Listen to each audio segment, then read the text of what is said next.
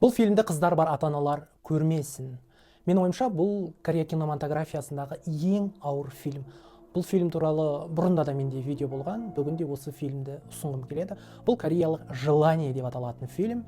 Бұл жерде кішкентай қыз болады, мектеп оқушысы, одан кейін ата-аналары болады. Ата-аналары, әкесі мен шешесі әрдайым жұмыста жүреді. Қызына көбірек көңіл бөлу мүмкін болмайды. Өйткені өмір сүру керек, қызын асырау керек, оның үстіне әйелі екінші рет жүкті екенін біледі. Сондықтан да екінші сәби үшін де көбірек жұмыс жасау керек болады. Сондықтан да олардың бар ойы, бар жұмысы, сол өздерінің қызметтері, жұмыстары. Сонымен өзінің кішкентай қызы мектепке өзі барып, өзі келіп жүреді. Бір күні ол мектепке кетіп бара жатқан кезде оның алдынан ПДФ шығады. ПДФ шығып, кішкентай қызды зорлап тастайды. Өте ауыр.